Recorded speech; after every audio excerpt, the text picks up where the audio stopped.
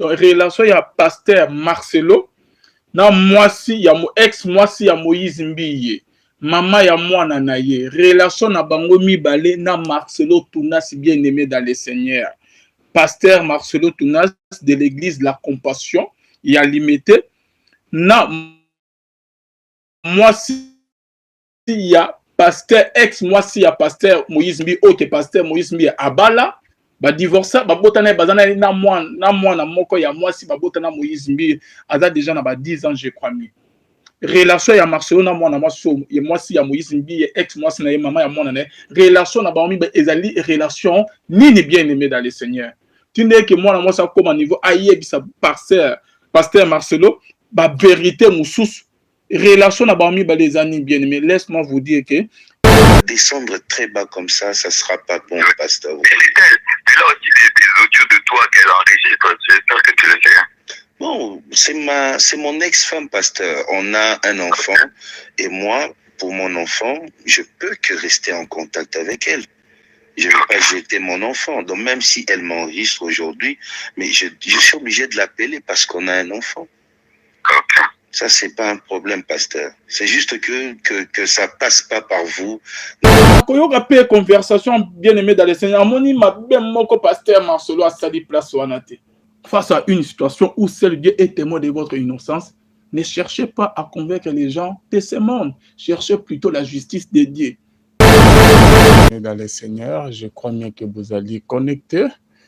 Bon, mais un peu au kota, bota kota. Bon, mais un peu au là. Na bino ensemble bien-aimés dans le Seigneur, un grand merci.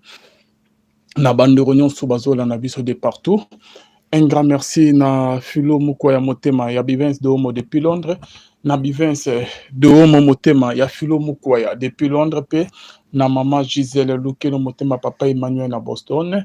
Na Bosanité pasteur Feza Missi à la bouche autorisée de l'Éternel depuis Zurich. Bino nyonso bozola na biso bien-aimé dans le Seigneur et todo tchela bino audio. Deuxième audio, il y a pasteur Moïse Mbiye bien-aimé dans le Seigneur. Na ebité ba makamoto suka na oboni et ko suka wapi bien-aimé dans le Seigneur. OK. Ba awuti ko publier lisusu bien-aimé dans le Seigneur. Ngana bino toyoka ensemble. To mekempe ko solo na bino église corps du Christ. Tozo Kenena Makamo wapi deuxième audio il y a pasteur Moïse Mbiye où il y a publié sur pasteur Marcelo Tounas bien-aimé dans le Seigneur avant que na salle analyse ngaina bino ensemble bien-aimé dans le Seigneur nazo merokodia kocha audio bino pe boyoka liboso boyoka ka bongo bien-aimé mais cette fois ici OK je crois bien que connexion est bien. Cette fois ici, bien-aimé, ils ont la deuxième audio bien-aimé dans le Seigneur. OK, le pasteur Moïse Mbiye a publié sur audio, il y a pasteur Marcelo Tounas bien-aimé dans le Seigneur. Église corps du Christ tozo kenewapi. Naba makamo tozo mona bien-aimé. Audio ezali tozo me coacher la bino. Je crois que nazo zela bokota boko mata 50 ou 100.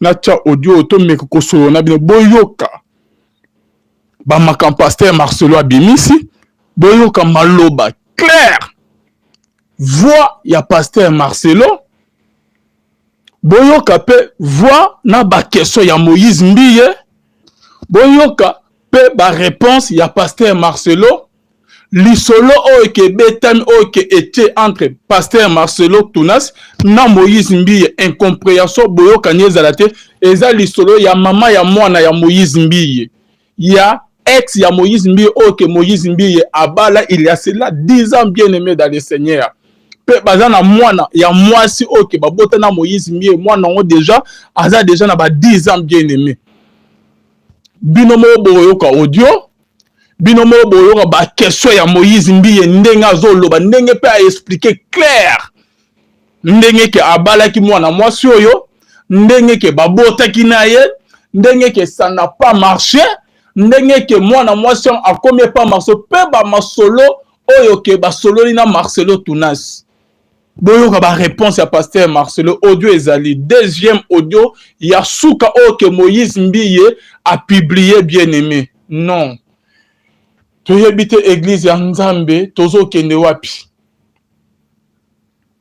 Et pourquoi non tochana audio ya to megempe koyoka na bino. Na moni yeso ya na ye kaka, yeso ya kaka azwa mokili na ye to kende na biso kaka. Parce que tozo comprendre lisusu te makambo sama na kate église na ba pasteur. Binomo pour redécouvrir entre les deux pasteurs. Na nyangwa da na nzela, na nyangwa da na nzela te. Entre les deux pasteurs, na nyangwa da fautif. Entre les deux pasteurs, na nyangwa da na to, na nyangwa azali, na raison bien aimé. Pour redécouvrir en conversation, il y a pasteur Marcelo Tunas na pasteur Moïse Mbiye. Pour comparer ce que na nyangwa azoloba lukuta, na nyangwa azoloba mensonge. Nanyanga zota mona nzambe nanyanga zota mona nzambe te. Boro découvrir na audio na zo tchela bino bien aimé. Boro découvrir que qui est entre les deux qui est un vrai serviteur de Dieu. Boro découvrir entre les deux nanyanga zali brisé nanyanga brisé te. Boro découvrir à partir ya audio bien aimé dans le Seigneur nanya zota mona kobanga nzambe nanya zota mona kobanga nzambe te. Nanya ngwa na molimo ya nzambe nanya ngope ada na molimo nzambe te. Bo partager vidéo bo tine bo partager to komata ça en tout cas eza des gars binomo bo découvrir nzambe ayeba ndenge nini ako a justifier ba o ya ye bien aimé. Et dans la bablo musu pareil bien aimé nzamba sadika ke ebima pona ke a justifier ata sa mokili ke nanya ngwa da livrer musa na nzambe ne a justifier.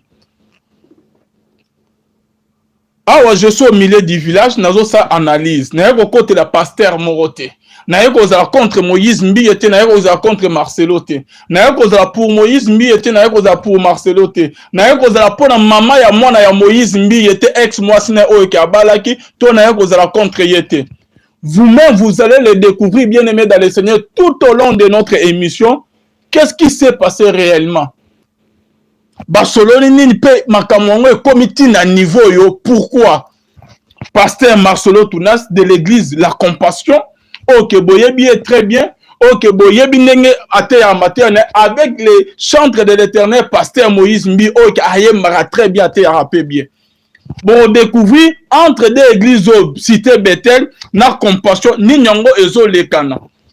E ba makamongo e bandaki wa pe e komi na niveau ni pe ni nyongo esa ke ba makamoko comme ati na niveau boy entre deux églises il y a limité moko na première rue na Kohydro cité Bethel mususu na troisième rue industriel na limité bazali ba voisins baza musika te ce sont des voisins bien aimés dans le Seigneur boyo kabino moko bo comprendre ngai na bino siko to remeko sa analyse na nyongo za na nzela na nyongo za na nzela te na nyongo za briser na nyongo za briser te na nyazo tamo na molimo ya nzambe na nyongo pe azali animé na esprit ya Satan bien aimé pour découvrir en tozo tchela bino audio. Qu'est-ce qui se passe dans l'église corps du Christ? Nazo se na bandeko ba partager vidéo et ko sala bien tomata nacha audio en bino mo boyoka église corps du Christ ya Congo toyebite ce qui to kimela wapi to pesa banane confiance. Yesu aya karazo mokili na ye Yesu aya ka enlèvement de l'église et salama to kene na biso na Yesu Yesu aya kara ki azo église na enlèvement sam to yeba qui sont les vrais serviteurs ya Nzambe pe bana baza ba vrais serviteurs ya Nzambe te banani ba servaga Nzambe bana pe ba servara Nzambe te et koyeba na bien aimé mukolo Yesu aya ko so église na ye. Et Bible zolo ba ke Yesu na mukolo su Yesu zo ebele ba koya na kombo nanga bakolo ba ke ok na moni commentaire na soni penza bakolo ba ke to salaki miracle na kombo na yo to yembaki na kombo na yo to salaki ba succès to teki na kombo na yo mais Yesu a oyebisa ba ke na tikala koyeba bino te. Tu peux être un serviteur de l'Éternel bien-aimé, vous devez le retenir. Ozo sala miracle, ozo sala bikam, ozo te peu anxieux, ozo kita. Mais mukola yasuka Yesu awangani yo. La manifestation des miracles n'est pas le signe que tu es avec Dieu. Kozala na succès, la kiste kozana nzambe. Nzamba ko se retirer na yo, mais atiki on a likabo atchakati na yo bien-aimé. allez-y comprendre na lisolo ya Saoul. Saoul, Bible que l'esprit de l'Éternel se retira de Saoul et un esprit mauvais venant de l'Éternel est entrant à Saoul. Et Samuel a zolé la pona Saoul. Nzamba zo pekisa Samuel jusqu'en temps comme on pona Saoul. Car je l'ai déjà rejeté. Donc Saoul Nzamba boaka qui est déjà. Mais ce qui est grave bien aimé dans le Seigneur, jour ya liwa ya Saoul soda o ya pesa ki Saoul liwa boma qui est ayoko betela David li solo David azoba qui es-tu? Qui es-tu pour porter ta main sur un ouais de l'Éternel? Donc Samuel et Saoul a koufi na onction. Saoul a koufi David azoba ouais ya Nzambe. A koufi na onction ya Nzambe mais Nzambe a se retiré, Nzambe a rejeté déjà Saoul. Ndenge moko pe na yo pasteur, ndenge yo moko pe na yo musicien. Au cause na bandimi ebele ozote onction ezokita. Au cause na succès maka menza masabwaka yo. Esprit ya Nzambe se retira na yo. Menza matikelo yo ka onction na ye kati na yo bien aimé. Ozo sala ba miracle bani ba succès ozo me monde ke ozana Nzambe. OK, Nzambe satiko depuis kala. Lisolo ya Satan bien aimé dans le Seigneur. Tant que Nzambe a précipité ki Satan bengani Satan na lola. Atika ki Satan a pouvoir. Na nguya o ya pesa ki ye. Ya onde bozo mo ba magie ba nini et ça la manangwe pas ba magicien. La manifestation des miracles n'est pas le signe que tu es avec Dieu. Nazo tchela bino audio ngoboyoka. Dernier audio OK pasteur Moïse Mbiye bien aimé dans le Seigneur a outi ko publier conversation na ye na pasteur Marcelo Tunas. Tricage de bino moboyo eza voya Marcelo. Moïse Mbiye a posé ma question. Bon, il y aura conversation entre les deux pasteurs, les grands pasteurs Yambo Canabiso. Bah, réponse, il y a Marcelo. Non, Maloba, il y a Moïse Mbi est bien aimé dans le Seigneur. Église Yanzambe, Tozo Kenenango Wapi. Quelle honte pour l'église corps du Christ. Bah, oh, Tozo Zoba modèle. Le lot à la Bamakamezo s'est passé. Moïse Mbi a dit que Marcelo a banaya kotonga. Est-ce qu'un serviteur dédié à kotonga Muninga?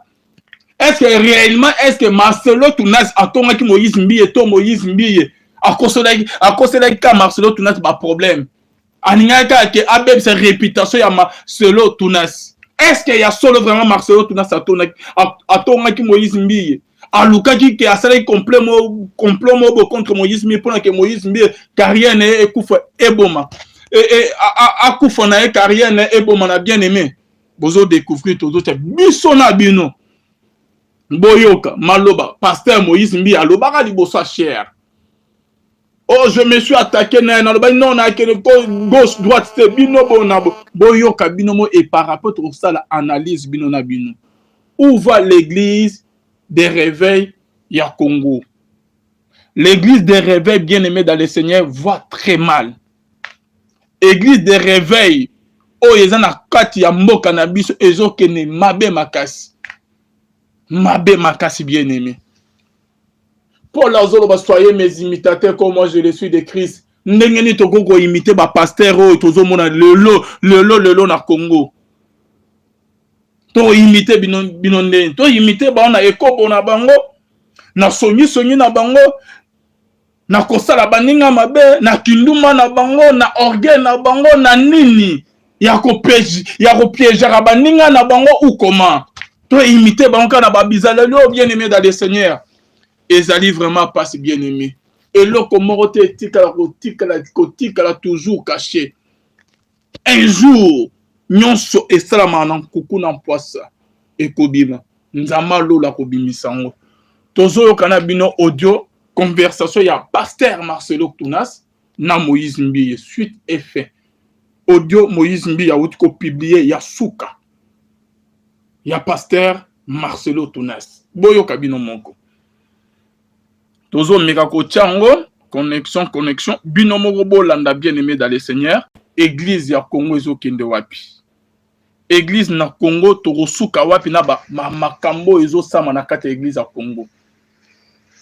Bazo décourager ba paye belé. Bazo décourager bandimi ebele. Ezo sonné wana Moïse Mbiye nda bengi Marcelo Tunas. To landa bien aimé dans le Seigneur. C'est grave ça. Allô, pasteur. Bonjour, pasteur. Bonjour. Vous allez bien, pasteur? Oui. Ah, ok. Je vous appelle, excusez-moi pour le dérangement matinal, c'est vraiment pas dans mes habitudes. Je vous appelle parce que je me suis dit, ce n'était pas important que je puisse appeler une autre personne. J'ai voulu vous parler directement parce que j'ai parlé avec Madame Meje Rofi, que vous connaissez. Meje? Oui, Rofi. Rofi, oui, Rofi, oui. Oui, elle m'a dit qu'il y a eu une rencontre chez vous à la maison et vous avez le temps d'en parler. Elle m'a donné un peu une idée sur votre rencontre parce que j'avais beaucoup insisté. Mais elle m'a dit deux choses et je voulais vérifier auprès de vous. Elle m'a dit que le pasteur Marcelo m'a dit que toi, Moïse, tu couches avec des prostituées, qu'il aurait de sources sûres. Elle m'a aussi dit que, bon, tu savais que tu allais recevoir des gens, voilà pourquoi tu as arrangé l'église. Oh, ça c'est elle-même qui avait dit. Ah, ok.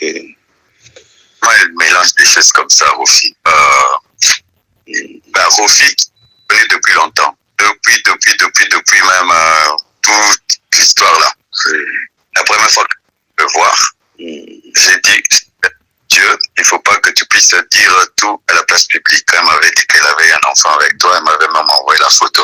Et puis c'est comme elle n'a jamais rien dit, tout. Quand elle est venue me voir, je lui ai dit, vraiment, moi, je sens que c'est toi qui es la femme de Moïse. Si vraiment j'avais un conseil à donner à Moïse, je lui dirais de t'épouser. Mais il sort avec d'autres filles aussi. Alors moi, je suis fatigué d'être là alors qu'il ne s'engage pas vraiment avec moi. Alors que c'est vrai, il m'a doté. Il ne va pas plus loin. Et moi, je lui ai dit que c'est lui l'homme de ta vie. Mais s'il te rate, vraiment, il risque de faire un mauvais choix parce qu'en l'ayant écouté et la manière dont vous êtes proche, ça m'a dit aussi d'autres trucs. Mais et comme maintenant elle mélange et tout, elle ne veut pas de toi qu'elle te dise directement que comment elle vraiment elle mélange des choses comme ça. Bon, pasteur, Madame Rofi ne vit pas avec moi. Ça fera 10 ans que j'ai doté cette fille. Et il y a quelqu'un qui a voulu nous... Oui, je disais, ça fera 10 ans que j'ai doté cette fille. Et ça fera 10 ans aussi qu'on est séparés. Et j'ai un enfant avec cette femme. Et je prends soin de mon enfant. Et on a de bonnes relations. Mais elle m'a appelé pour ça. Pour me dire, allô, pasteur. Je crois qu'il faut qu'on s'appelle, non.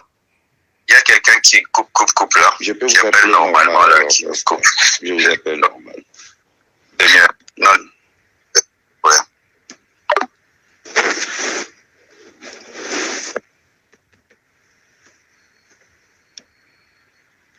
Voilà, conversation Zokoba bien aimé. Boyo Canyon tout et ok. À rappeler Boyoka. Et après tout ça, on a une analyse ensemble par rapport à la conversation. Oui, parce que, en bref, vous dites que tout ce que j'entends là, Moïse couche avec des femmes, Moïse a préparé l'église, tout ça. Elle-même, c'est ce qu'elle m'a dit. Ok. Et même d'autres choses et tout. C'est pourquoi moi, vraiment. Elle-même m'a dit tout ça là. Ok, pasteur. Moi, je voulais vérifier parce que moi, dans mes habitudes, quand il y a un souci, je ne passe pas Dieu de la chair pour parler, je ne vois pas les amis. Moi, j'appelle directement pour savoir s'il y avait un problème. En tout cas, s'il y avait un souci, j'aurais bien voulu que vous puissiez me le dire comme ça. Ça m'aurait rassuré, mais comme c'est faux, je sais comment je vais. Moi, je lui ai dit vraiment, s'il y a quelque chose à dire, j'ai dit non. Moi, je trouve que tu étais vraiment, même là, j'ai dit non. Si je pouvais compter à Moïse d'épouser une femme, c'est toi. Mais elle a dit que non. Quand je reviens ici, que tout allait bien avec vous, depuis que papa est mort, vous êtes séparés, alors elle est fatiguée que tu la prennes, que tu la jettes, que tu la prennes, que tu la jettes. Maintenant, elle veut te réengager. J'ai dit, elle voulait maintenant me demander si elle pouvait te réengager. J'ai dit, si Moïse ne veut pas de toi, tu es libre de te réengager. Maintenant, elle m'a parlé de la dot qu'on devait rendre et tout.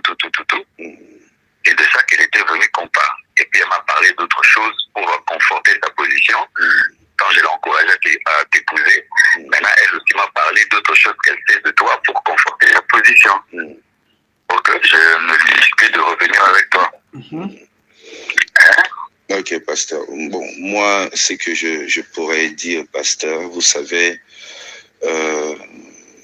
vous avez votre église à côté, j'ai mon église à côté.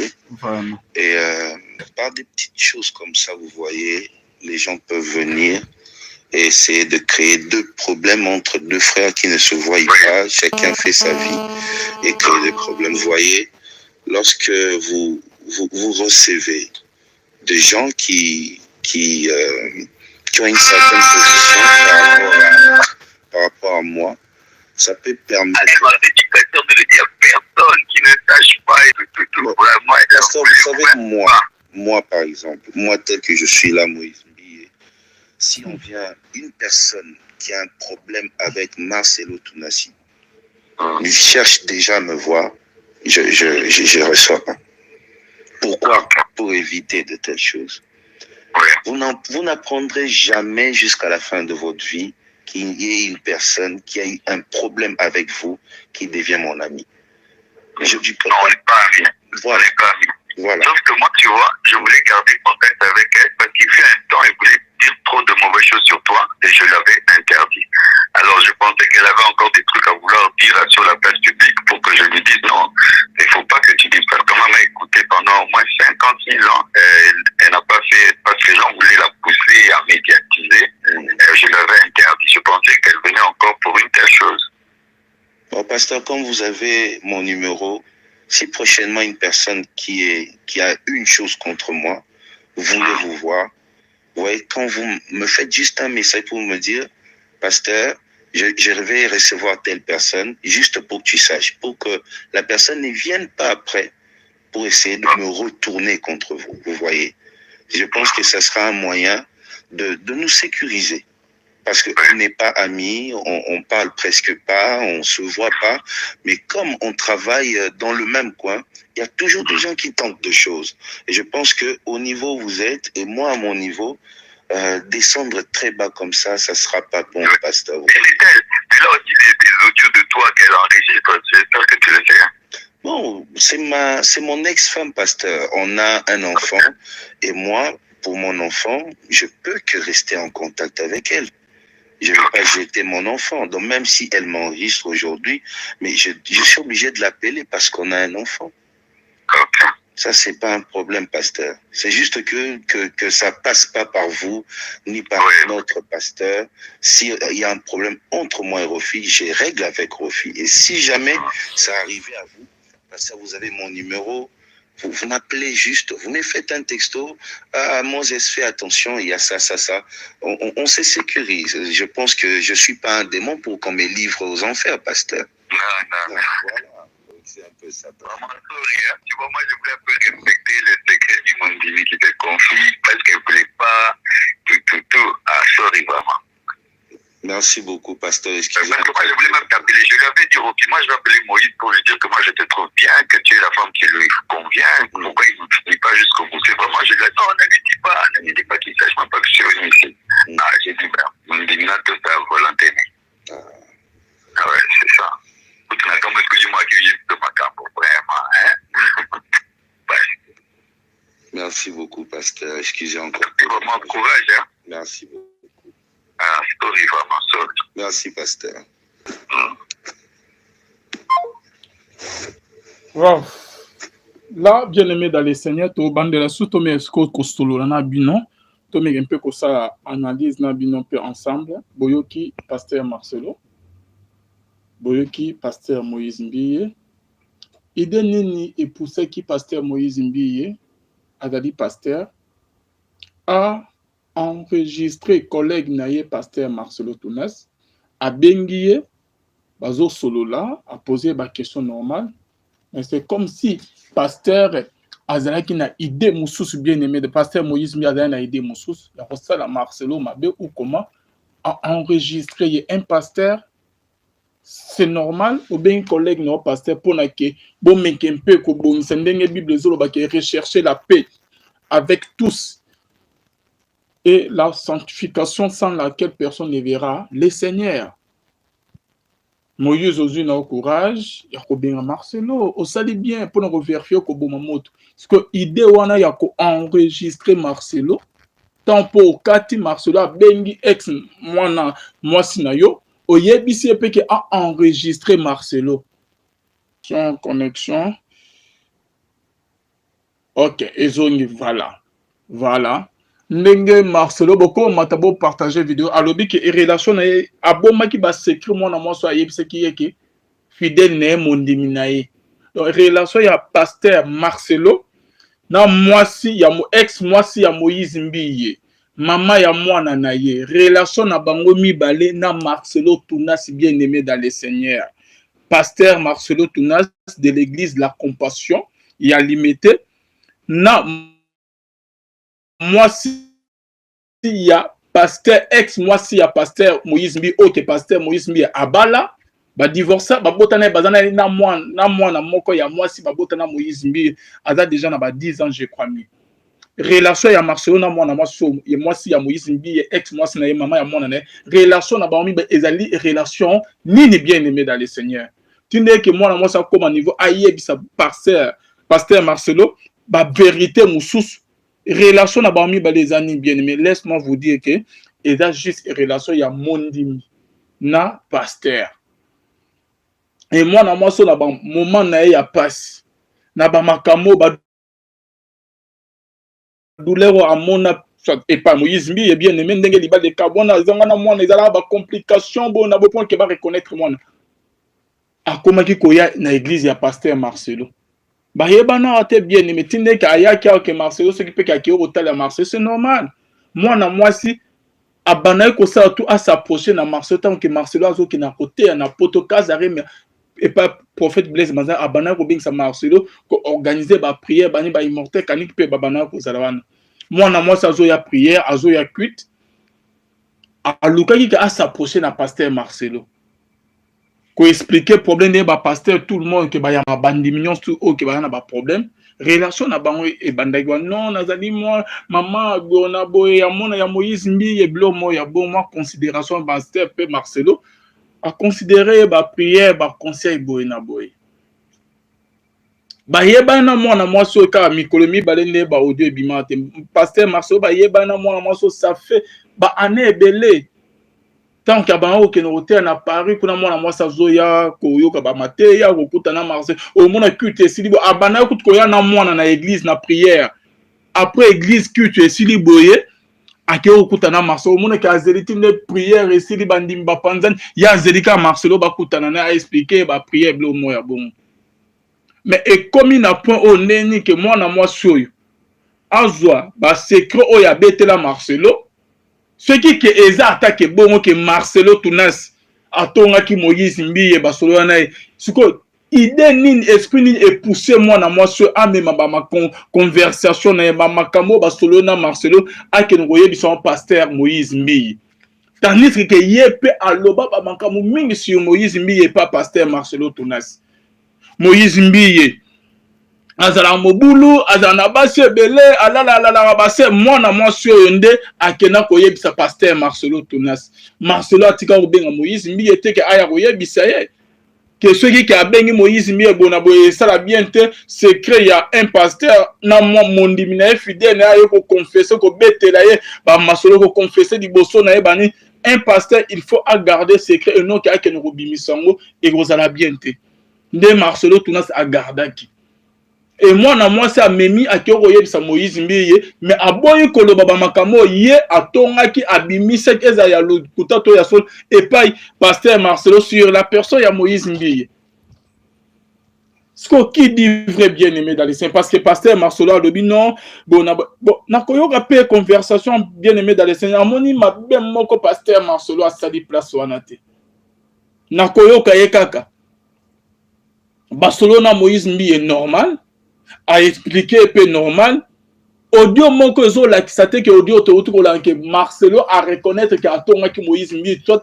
que abana ko sala complot mo contre Moïse Mbiye que moi si na ya kala sa les émission pour na abeb ses réputations en nuit Moïse Mbiye non parce que to lana ki Moïse Mbiye alobi que baba ngo sala un complot pour na moi so aleka abeb sa carrière na nga abomanga ko esanga par terre mais na conversation toyoki Tout le monde place Marcelo à l'audio. Parfois, bien aimé dans les Seigneurs, la CPN la silence à Marcelo. Tant audio et Salami va publier, bon, pasteur Marcelo, il a gardé le silence, bien aimé dans les Seigneurs.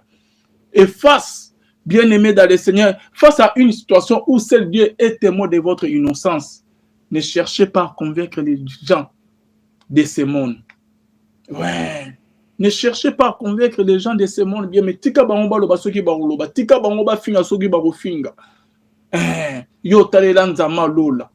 Les maîtres des temps et des circonstances, les magistrats suprêmes, à justifier au bien-aimé dans les Seigneurs. Face à une situation où seul Dieu est témoin de votre innocence, ne cherchez pas à convaincre les gens de ce monde. Cherchez plutôt la justice de Dieu. Marcelo a gardé silence quand Moïse a télémili bossa cher. Oh na ibengiye na cheliye alina beta muna yabite ngana da mwana matete.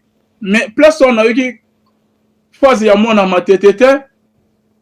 Non pasteur ngana ki na gauche droite te akomi obeta muna wangani bona bo aye kondima na kangi ah pasteur j'étais Moïse a loban di bossa cher. Et na audio Moïse azolo bakengana je ne suis pas déjà ya ba pasteur rezation ni kamozali il faut na mémoire di bossa cher non Moïse mbiye au kosi place wana mais au même temps on di bossa cher au transformer cher église nzambe cher na lié moko ya ko résoudre ba problème so te na lié mo ya ko rendre ba compte ba conflit na bino bien aimé dans le Seigneur au même on di bossa cher mais yo yebisi Marcelo que nazate que déjà pasteur que ce problème ils avaient fona même on a cher bonabo non naza tout droit ya na bengyo na yebiso mais au même temps on a cher pasteur Moïse Mbiye Pablo abotant tozo sa ba émission ezo sa biso passe parce que eza église corps de Christ nzambe na bengi biso nzambe nde azo pamori biso nzambe nde tozo ndimela et tant tozo mona ba makambo ezo se passer na église corps de Christ bien aimé dans les saints toko tika silenciete et Seigneur tolo ba bien aimé dans les seigneurs si ça ne va pas et Seigneur tout les matolo ba bien aimé parce que église à Congo rien ne marche na quatre église surtout église de réveil. Est-ce que Bablo abotoko monango connexion voilà la est-ce que Bablo abotoko monango na ba église catholique bien aimé église ya Congo tozo kende nango wapi bien aimé to mera suko bandela audio yo bien aimé bolioka malobo très bien malé tant que to tendam to lobi pe to commenter ndam binomo bo découvrir pe bo comprendre entre les deux pasteur Moïse Mbina Marcelo Tunas nanyango aza na nzila nanyaza na nzila te nanyango aza brisé nanyaza brisé te nanyango azali animé na esprit ya nzambe nanyango azali animé na esprit ya nzambe ya lola te bandeko bazoti na ba message donc c'est ça quoi et donc voilà to me yana koyoka ba message to me rotango ata si ma bien aimé dans le Seigneur ezo sala biso passia na ba makam tozo mona na ba grand pasteur na biso ba o tozo to net ke ba modèle ba o que to se plaint na bango voilà donc c'est ça quoi. Donc, Tozo Bandela sous audio, connexion au dérangé. Avec Madame Meji Rofi, que vous connaissez. Voilà là. Voilà. Bien aimé dans les seigneurs. Bozo l'anabiso connexion et zo dérangé biso vraiment. Donc, bah, oh, Bozo l'anabiso. Boyo qui très bien aimé dans les seigneurs. Ndenge Moïse Mbiye à lobby baso na Marcelo suite à connexion je crois même que lobby to comme un peu ko décortiquer audio oyo bien aimé tout ça deuxième partie lobby boyo ki binomo bien aimé dans les seigneurs nanyaza nanzila te parce que connexion zo déranger biso ezo kata moye to ko ba émission ezate mais lobby déjà na ba avant midi direct Moke Salama, tu as prévention, tout audio, tout peut te remettre on a bien aimé dans les seigneurs, mais tu prier pour l'église ya Congo, tu éviter tout ce qui n'est pas puis tu ressoukapine, tu éviter esprit et anima qui meje ex moi si ya Moïse mbi maman ya moi nanaye, a comme atteindre un niveau que a enregistré a que nous retourne à Marcelo, soit que abim sa Marcelo. Mabe et pas Moïse Mbi tandis que bazala qui bien depuis kala koya na ba problème et pas Marcelo Tunas Marcelo ko prier pourquoi moi na moi soit comité na niveau on a bien aimé dans les seigneurs et ça oyezo kamusa biso makasi koleka. Qu'est-ce qui s'est passé entre ye na Marcelo pour na ke akoma na niveau ke ayebisa Moïse ba secret oyo aikendaki koyebisa Marcelo oyo ke asengaki Marcelo ke abomba ayebisa Moïse mbi était bien aimé et a changé maloba contre les pasteurs Marcelo Tonas. Église à Congo tozo kene wapi totika nyonso tu na ba prière parce que ba makambo nyonso tout tozo mona kata église à Congo ezali soni makasi bien aimé dans le Seigneur ezo kamusa biso makasi ezo sala biso makasi tozo mona église à Congo ezo kende wapi biloko tomona na ba apôtre Paul te na ba apôtre Pierre te na ba disciple te bon kokoma te na ba niveau bien aimé tozo prier nzambe moko ba pasteur bango nyonso bate ya Jésus Christ de Nazareth siko toye ba na ba incompréhension baza nango bango nyonso ba pasteur bien aimé tokondimela nani yango aza na nzambe ya solo nani yango na nzambe ya solo te nani yango nzambe ya lola ayoka nani yango nzambe lola ayoka te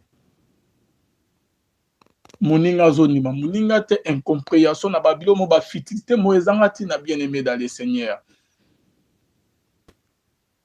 Est-ce que ba pasteur o ba sambela vraiment nzamba batamolo na kobanga nzambe okoma? Est-ce que ba plein bazo beta ba succès baza nango yango nde ezokosa bango bazomona ondiri ke baza na nzambe okoma? Na wuti kobeta lisolo ya Saoul bien aimé dans le Seigneur na bandeli yango lisusu. La manifestation des miracles n'est pas le signe que tu es avec Dieu. Oui, bien aimé dans le Seigneur.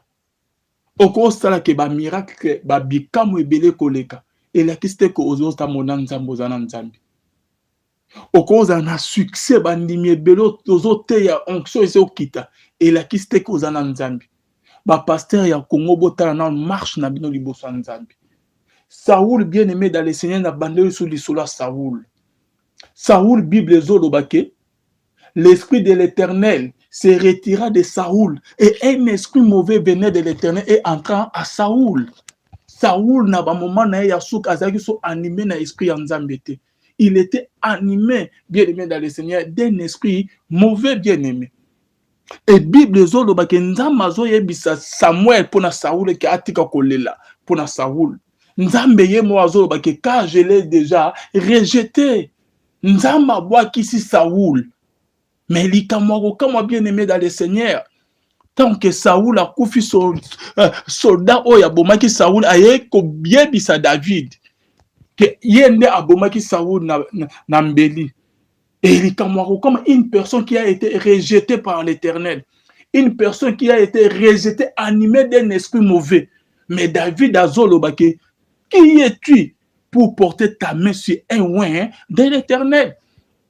Malgré que Saoul a été rejeté par l'Éternel Dieu, mais il était toujours ouais, Azalaki toujours na onction ya nzambe likolo na bien aimé. Mais Azalaki rejeté, Azalaki sous na molimo nzambe te. Mais onction etikali. Par là na lina yebisa na ba pasteur nyonso tu ba sala succès. Ba o nyonso tu bazo sala miracle, ozo te onction ezo kita. Ozo yema ba album succès banze mwa kitoko, église plein bandimi ebele bikama nguya.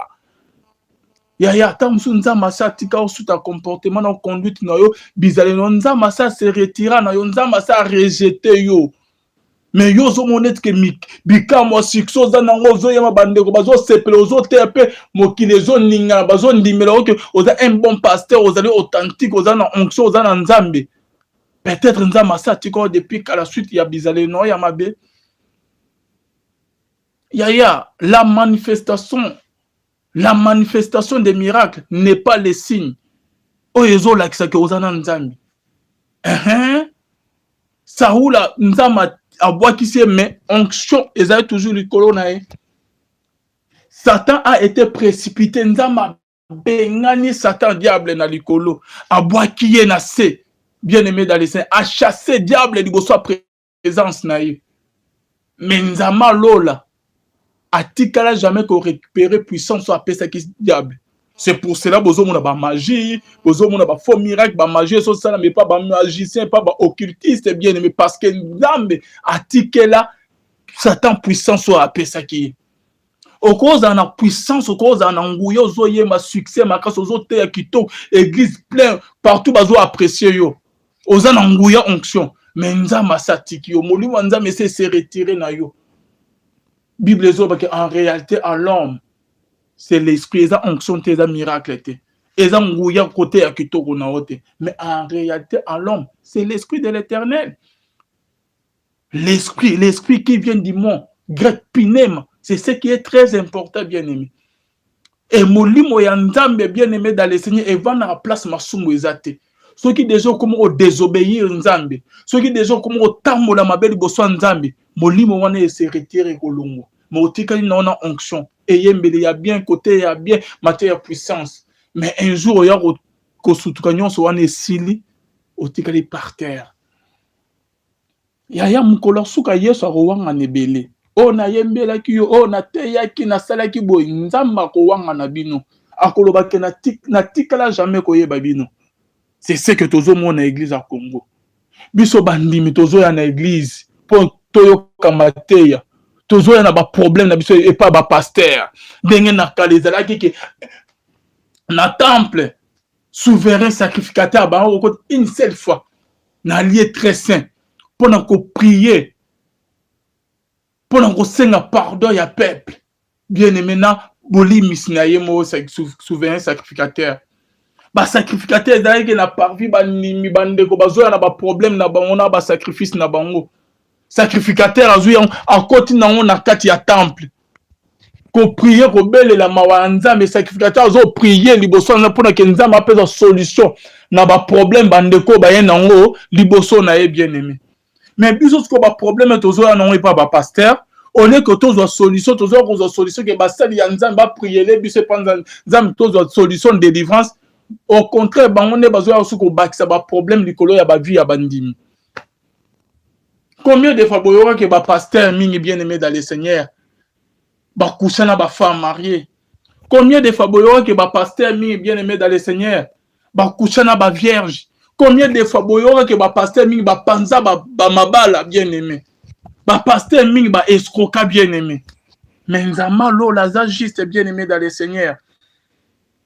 Rien de nouveau sous le soleil. Oignon ezala déjà bien aimé. Bon mon te ke bino ba bozo sa succès ne bo sala boyende sika bosuki donc bosuki wana bo kangi terrain mo bien non. Et dans ba ba yema ba renya koleka bino. Le lot bazar porté disparu ba kufa ba kena bien aimé dans le Seigneur. Ce qui est très important dans la vie ya biso bana ya nzambe bien aimé dans le Seigneur. C'est pas ndenge to bani na nzambi. Ya onde te que c'est important. Et l'autre est très important. Et ça ndenge ni tozo suka na nzamba lo la bien aimé. C'est pour cela Bible dit mieux vaut la fin d'une chose que son commencement. Et belé baba na nzambe batika nzambe bien aimé. Et belé baluka nzambe na ba jeune prière bazama baluzuzi la koluka bona bonzama bénir bango lelo babosa ni nzela nzambe. Na église na biso na Congo bien aimé dans le Seigneur ebele bazo kolukelo nzambe te mais bazo luka loboko ya nzambe bazo luka nzambe asayela bango mais bazo lukelo na yete bazo lukelo nzambe te ebele baya koluka loboko ya nzambe ba pasteur bozo sala lelo ba pasteur ba musicien bozo sala ba bêtise lelo boye ba que avant que bino boya ezana ba o ba régnal lelo pe ba régnal sous nzamba lo la frappa bango ba pasteur bozo enet ke ba tomo blanchi bino bozo te ya kitoro bozo bimanet ke ba sant bozo bimanet ke ba vrai serviteur ya nzambe ba musicien ya solo mais bozo na vie musu en cachette bozo sala nzama lo la rosamisa bino un jour nzama lo la robimisa bino na poisse un jour bien aimé ba oyo basima ba kisi ba kota na bandaku ya ba magie ya ba nzama lo la robimisa bino na poisse un jour na bandimio bazala que vous là vous êtes là donc qui m'a toujours derrière les miracles derrière ma prophétie boza on dirait ba aveugle parce qu'un vrai chrétien oh ya yebi nzambe oh ya prière oh ya dans la vie de prière jamais qui m'a derrière les miracles qui m'a si ma ya ba prophétie te donc yo za on mona na pasteur moi les na net te au monde à pasteur moi à ça l'émission avec la télévision te ah pasteur azote ya bien pasteur azo sakola ala kisi ba miracle ça là tikana benga na ko en contact na ye zo anda za vraiment ça na nzambe ya solo te ba biso to ume na musalo to s'approcher et belé na ba pasteur to yebi ba vie na ba on peut ba musicien chrétien Ba pasteur surtout ba jeune bazo le canton midi pour na net bazo ya koluka mbongo ebele ba koma ko kenge azui na ekis poudre ceux qui magique o ke na yo ki sa apako na elongi ceux qui aleki liboso ya caméra ya na net akomi ko terbo ceux qui olani faut toujours aux la tirer parier aux a toucher obenga ceux qui peut obenga ceux qui mbongo nyonso kosinga avec un esprit de domination ou faut tindela e o ya ko sutra boso tinimo combien de faut tini ba mona ba pasteur aux a solution te. Bola te esprit ya âme bien-aimé dans le Seigneur. Âme na likamuna la te esprit que ye mo aluka ilunyanzani. Malgré qu'il y a un temple sacrificateur Eliazala qui wana kipa qui était.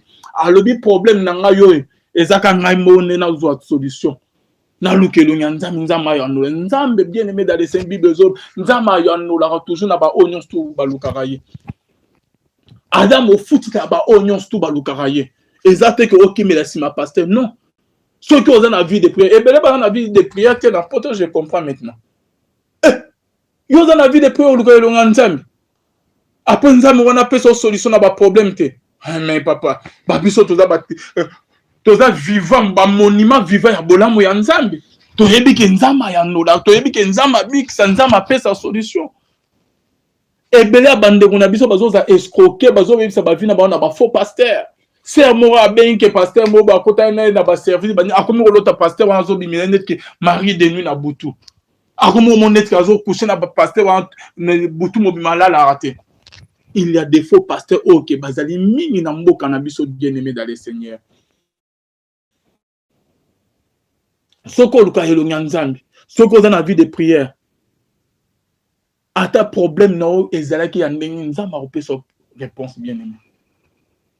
Ba pasteur ba kotina bino boyebi série o ke lisako les eaux régner ba prophète Denis leso ba yesim Jérémie Mayem prophète Jérémie Mayem nous sommes obligés ya ko désannoncer connexion est bientôt voilà merci na bino nyoto bolanda biso je crois bien que lobby nzambe ce qu'a soumis tout le monde na bonzambe lola ezo futa simana to ya koloba ke nzamba boto croyez les choses qu'on se retrouve à la prochaine. Bye.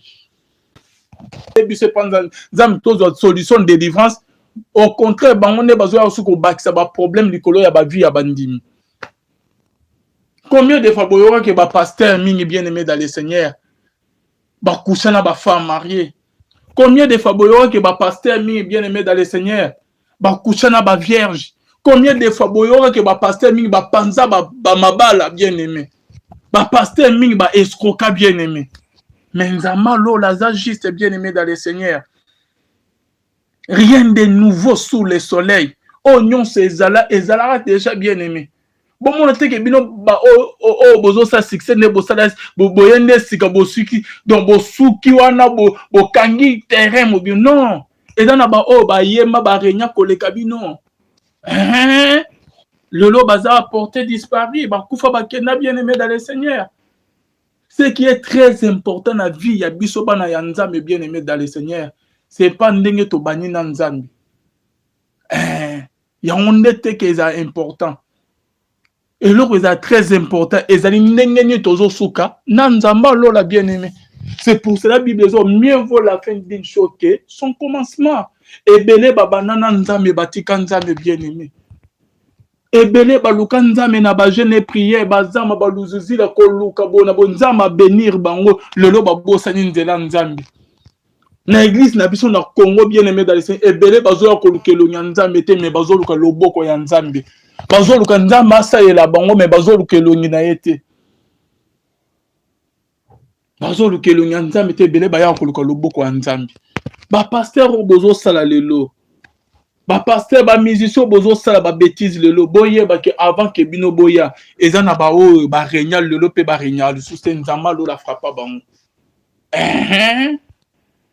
ba pasteur bozo net ke ba tombeau blanchi bino bozo te ya kitoro bozo bimanet ke ba centre bozo bimanet ke ba vrai serviteur ya nzambe ba musicien ya solo mais bozo na vie musu en cachette bozo sala nzamba lo la rosamisa bino un jour nzamba lo la robimisa bino na poisse un jour bien aimé.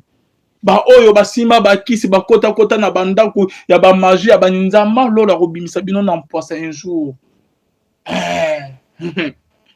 Vous là, vous êtes là, donc qui m'a toujours derrière les miracles, derrière ma prophétie. Vous on dirait aveugle. Parce qu'un vrai chrétien, oh il y a yebinzam, oh il y a prière, oh il y a dans la vie de prière. Jamais qui m'a derrière les miracles, qui m'a si ma prophétie. Donc yo za on mon pasteur moi les gars net.